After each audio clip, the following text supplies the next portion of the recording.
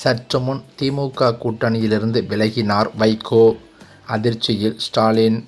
கூட்டணி பங்கீடு தொடர்பாக பரபரப்பு பேட்டி. 2026 தமிழக சட்டமன்ற தேர்தலை முன்னிட்டு திமுக தலைமை மேற்கொண்டு வரும் அதிரடியான கூட்டணி வியூகங்கள் அக்கட்சியின் தற்போதைய கூட்டணி கட்சிகளிடையே பெரும் பரபரப்பையும் கலக்கத்தையும் ஏற்படுத்தி வருகிறது. மீண்டும் ஆட்சியை தக்கவைக்க வேண்டும் என்ற நோக்கில் தற்போதைய கூட்டணியுடன் தேமுதிக உள்ளிட்ட மேலும் சில கட்சிகளை இணைக்க திமுக திட்டமிட்டது தற்போது நடந்து கொண்டிருக்கிறது.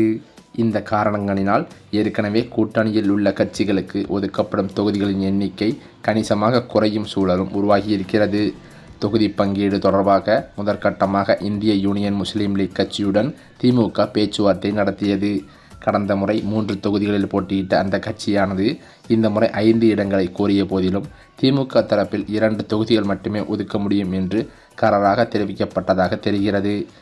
அது மட்டுமில்லாமல் குறிப்பாக தேமுதிக போன்ற புதிய கட்சிகள் உள்ளே வருவதால் காங்கிரஸ், விடுதலை சிறுத்தைகள், கம்யூனிஸ்ட் கட்சிகள் மற்றும் மதிமுக ஆகியவற்றுக்கு கடந்த தேர்தலை விட குறைவான இடங்களே ஒதுக்கப்பட வாய்ப்பிருக்கிறதாம். கூடுதல் இடங்களை எதிர்பார்த்து பல கட்சிகள் காத்திருந்த நிலையில் திமுகவின் இந்த விட்டுக் கொடுக்கும்படி கோரும் அணுகுமுறை கூட்டணி கட்சிகளின் 2ஆம் கட்ட தலைவர்களிடையே அதிருப்தியை ஏற்படுத்தியிருக்கிறதாம். இருப்பினும் முதல்வர் மு.க.ஸ்டாலின் தலைமையிலான திமுக வலுவான மெகா கூட்டணியை அமைப்பதன் மூலம் எதிர்த்தரப்பு வாக்குகளை பிரிப்பது தவிர்க்கவும் வெற்றியை உறுதி செய்யவும் இந்த வியூகத்தை கையில் எடுத்துள்ளதாம். தொகுதி பங்கீடு இறுதி செய்யப்படும் போது இந்த அதிருப்திகள் தீர்க்கப்படுமா அல்லது கூட்டணியில் விரிசல் ஏற்படுமா என்பது வரும் வாரங்களில்தான் தெரிய வரும். ஏனென்றால் தமிழக அரசியலில் இந்த நிலவும் இந்த இழுபறி நிலை தேர்தல் களத்தை இப்போதே சூடாக்கியிருக்கிறது என்றே சொல்லலாம். அதிமுக கூட்டணியில் தேமுதிகவிற்கு 10 சட்டமன்ற தொகுதிகள் மற்றும் ஒரு ராஜ்யசபா சீட் வழங்க உடன்பாடு எட்டப்பட்டுள்ளதாகவும் சொல்லப்படுகிறது. இந்த கௌரவமான எண்ணிக்கையிலான இடங்கள் வழங்கப்படுவதால் தேமுதிக நிர்வாகிகள் மற்றும் தொண்டர்கள் மத்தியில் உற்சாகமும் ஏற்பட்டுள்ளது. திமுக கூட்டணியில் தேமுதிக இணையக்கூடும் என்று பரவலாக பேசப்பட்ட சூழலில் சீட் எண்ணிக்கையில் ஏற்பட்ட இழுபறி காரணமாகத்தான் அந்த தரப்பில் முட்டுக்கட்டை விழுந்ததாக தெரிகிறது. கட்சியின் எதிர்காலத்தை கருத்தில் கொண்டு மாவட்ட செயலாளர்களின் கருத்துக்களுக்கு மதிப்பளித்து அதிக இடங்களை ஒதுக்க முன்வரும் அதிமுக பக்கம் பிரேமலதா விஜயகாந்த் சாய்ந்துள்ளதாக அரசியல் விமர்சகர்களும் கூறி வருகின்றனர்.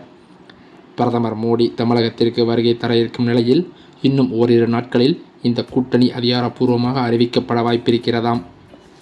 அதிமுக, பாமக, பாஜக உள்ளிட்ட கட்சிகள் ஏற்கனவே ஒரு வலுவான அணியாக தென்படும் வேளையில் தேமுதிகவின் வருகை அந்த கூட்டணியின் பலத்தை மேலும் அதிகரிக்கும் என்றேதான் எதிர்பார்க்கப்படுகிறது. இது வரவிருக்கும் தேர்தலில் ஒரு மிகப்பெரிய அரசியல் மாற்றத்தை ஏற்படுத்துமா என்பதை நாம் அனைவருமே பொறுத்திருந்துதான் பார்க்க வேண்டும். இதற்கிடையில் கடந்த 5 ஆண்டு காலமாக திமுகவானது பல்வேறு நலத்திட்ட உதவிகளையும் பல்வேறு நலத்திட்டங்களையும் மகளிர் உரிமைத்தொகை இதுவாறான பல்வேறு நலத்திட்டங்களை செய்து தனது வெற்றி பாதையில் பயணித்துக் கொண்டிருக்கும் நிலையில் வருகின்ற தேர்தலிலும் திமுக கூட்டணிதான் அபார வெற்றி பெறும் என்று பல்வேறு கருத்து கணிப்பு முடிவுகளும் வெளியாகி வருகிறது. மறுபக்கம் பார்த்தால் ஏற்கனவே ஓபிஎஸ்ஸுடன் இணைந்து செயல்பட்ட அமமுக பொதுச்செயலாளர் டிடிவி தினகரன் கூட்டணிக்குள் நுழைந்துவிட்ட நிலையில் ஓபிஎஸ் விவகாரத்தில் எடப்பாடி பழனிசாமி இதுவரை முரண்பட்டே வந்திருக்கிறார். ஓபிஎஸ்ஸை மீண்டும் அதிமுகவிலோ அல்லது கூட்டணியிலோ சேர்க்க இடமே இல்லை என்று அவர் திட்டவட்டமாக தெரிவித்து வந்த நிலையில் இப்போது டெல்லியின் தலையீட்டால் காட்சிகள் மாறத் தொடங்கியதாகவும் கூறப்படுகிறது. அதாவது தனது ஆதரவாளர்கள் மாற்றுக் கட்சிகளுக்கு தாவத் தொடங்கிய சூழலில் ஓபிஎஸ் தனது அடுத்த கட்ட நகர்வாக மத்திய உள்துறை அமைச்சர் அமித்ஷாவை சந்திக்க திட்டமிட்டிருக்கிறாராம். இன்னும் 2 நாட்களில் டெல்லி செல்லவிருக்கும் ஓபிஎஸ் அமித்ஷாவுடன் பேச்சுவார்த்தை நடத்தி கூட்டணியை இறுதி செய்யப் போகிறார் என்றும் கூறப்படுகிறது. இந்த கூட்டணியில் இடங்களை பகிர்ந்து கொள்வதில் சில நிபந்தனைகளும் முன்வைக்கப்பட்டுள்ளதாகவும் தெரிகிறது. அதாவது ஓபிஎஸ் தரப்பில் 6 தொகுதிகள் கேட்டுள்ளாராம். ஆனால் தான் நேரடியாக போட்டியிடப் போவதில்லை என்றும் மாநிலம் தழுவிய பிரச்சாரத்தில் ஈடுபடப் போவதாகவும் தெரிவித்திருக்கிறார். ரவீந்திரநாத்திற்கு பெரியகுளம் தொகுதியை மட்டும் கண்டிப்பாக தர வேண்டும் என்றும் கேட்டுள்ளாராம். பிப்ரவரி 1ஆம் தேதி பிரதமர் மோடி தமிழகம் வரும்போது அவருடன் ஓபிஎஸ் ஒரே மேடையில் தோன்றும் வாய்ப்புகள் அதிகம் உள்ளதாகவும் கூறப்படுகிறது.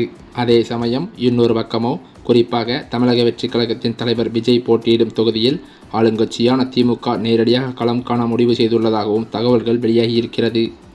பொதுவாக கூட்டணி கட்சிகளுக்கு ஒதுக்கப்படும் செல்வாக்கு மிக்க தொகுதிகளிலேயே நட்சத்திர வேட்பாளர்கள் போட்டியிடுவது வழக்கம். இருப்பினும் விஜய் போட்டியிடும் தொகுதி ஒருவேளை கூட்டணி கட்சிக்கு ஒதுக்கப்பட்டிருந்தால் அங்கு திமுகவே நேரடியாக போட்டியிடும் வகையில் அக்கூட்டணி கட்சிக்கு மாற்றுத் தொகுதி ஒதுக்கப்படும் என்று கூறப்படுகிறது. இதன் மூலம் விஜய்க்கு எதிரான அரசியல் களத்தை திமுக மிக தீவிரமாக எதிர்கொள்ள தயாராகி இருக்கிறது என்றும் சொல்லப்படுகிறது. இந்த நேரடி போட்டி குறித்த அறிவிப்பு அரசியல் வட்டாரத்தில் பெரும் விவாதத்தை ஏற்படுத்தியிருக்கிறது. திமுக தனது தேர்தல் வியூகத்தின் ஒரு பகுதியாக விஜயின் அரசியல் வருகையை தொடக்கத்திலேயே பலமாக எதிர்கொள்ள திட்டமிட்டிருக்கிறதாம். இந்த நிலையில்தான் இளைஞர் மாநாடு என்பது விருதுநகர் மாவட்டத்தில் நடந்து கொண்டிருக்கிறது. அதில் அதிமுகவிலிருந்து பல்வேறு முக்கிய புள்ளிகளும் மூத்த அமைச்சர்களும் திமுகவில் முதல்வர் ஸ்டாலின் முன்னிலையில் இணைந்துள்ளதாக தகவல்கள் கசிந்துள்ளது. இந்த தகவலால் எடப்பாடி பழனிசாமி கடும் அப்செட்டில் இருந்து வருவதாகவும் அதிமுக தலைமையே பெரிய இடியில் இருந்துள்ளதாகவும் சொல்லப்படுகிறது. அது மட்டுமில்லாமல் தமிழக அரசியலில் இன்னும் சில மாதங்களில் நடக்கவிருக்கும் சட்டமன்ற தேர்தலை முன்னிட்டு கூட்டணி கணக்குகள் எதிர்பாராத திருப்பங்களை சந்தித்து வருகின்றன. குறிப்பாக தமிழக வெற்றிக் கழகத்தின் தலைவர் விஜய் வீசிய அரசியல் வலைக்குள் காங்கிரஸ் கட்சி சிக்கியுள்ளதாக தகவல்கள் வெளிவந்துள்ளது. திமுக கூட்டணியில் காங்கிரஸ் கட்சிக்கு 30 தொகுதிகள் வரை மட்டுமே ஒதுக்க முன்வந்துள்ள நிலையில் ராகுல் காந்தி தனது நிலைப்பாட்டை மாற்றிக்கொண்டு புதிய பாதையில் பயணிக்க திட்டமிட்டுள்ளது ஆளுங்கட்சியான திமுகவிற்கு பெரும் அதிர்ச்சியை ஏற்படுத்தியிருக்கிறது. திமுக கூட்டணியில் 35 இடங்களை கோரிய காங்கிரசிற்கு திமுக தலைமை பிடிக்காமல் இழுபறி நீடித்து வருகிறது. அதே நேரத்தில் வலுவான வேட்பாளர்கள் மற்றும் நிதி ஆதாரங்களுக்காக தவித்து கொண்டிருக்கும் தவேகா காங்கிரஸை ஈர்க்க அதிரடி சலுகைகளை முன்வைத்துள்ளது. காங்கிரஸ் கட்சிக்கு 60 தொகுதிகள் வரை ஒதுக்கீடு செய்வதுடன் ஒரு துணை முதல்வர் பதவி மற்றும் 3 அமைச்சர் பதவிகளை வழங்க விஜய் தரப்பு சம்மதித்துள்ளதாகவும் கூறுகிறது. இந்த பிரம்மாண்டமான ஆஃபர் டெல்லி மேலிடத்தை சிந்திக்க வைத்திருக்கிறது என்றே சொல்லலாம். அது மட்டுமில்லாமல் தவேகாவுடன் கூட்டணி அமைத்தால் ஆட்சியில் அதிகார பங்கீடு கிடைக்கும் என்ற எதிர்பார்ப்பு ராகுல் காந்தியிடம் மாற்றத்தை ஏற்படுத்தியிருக்கிறதாம்.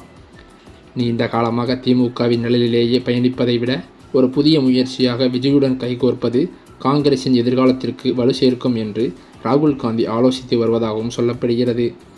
இது தொடர்பான ரகசிய பேச்சுவார்த்தைகள் ஏற்கனவே தொடங்கிவிட்ட நிலையில் காங்கிரஸ் நிர்வாகிகள் மத்தியில் உற்சாகம் ஏற்பட்டுள்ளது. இந்த சூழ்நிலையில்தான் திமுகவின் பிடியில் இருந்து காங்கிரஸ் கட்சி விடுபட்டு தவேகா பக்கம் சாயத் தொடங்கியிருப்பது முதல்வர் ஸ்டாலின் அவர்களிடம் காங்கிரசின் மூத்த நிர்வாகிகள் பலரும் நேரடியாக சென்று திமுகவில் இணைந்து வருவது பேரதிர்ச்சியை ஏற்படுத்தியுள்ளது. அது மட்டுமில்லாமல் காங்கிரஸ் ஆனது தமிழகத்தில் காலூன்ற முடியாத அளவிற்கு காங்கிரஸ் கட்சியே இல்லாமல் போய்விடும் அளவிற்கு காங்கிரசின் நிர்வாகிகள் தற்போது திமுகவில் இணைந்து வருவது ராகுல் காந்திக்கு பெரிய தலைவலியாகவே பார்க்கப்படுகிறது. இந்த சூழ்நிலையில்தான் கூட்டணி பேச்சுவார்த்தையில் பங்கீடுகள் தொகுதி குறையும் என்று எதிர்பார்த்து வந்த நிலையில் கணிசமான அளவு காங்கிரசிற்கும் தொகுதிகள் குறையத்தான் ஒதுக்கி இருக்கிறார்கள் என்று எதிர்பார்த்த காங்கிரஸ் நிர்வாகிகள் திமுகவில் இணைய முடிவெடுத்திருப்பதாக காங்கிரஸ் வட்டாரங்களில் தகவல்கள் வெளியாகியுள்ளது.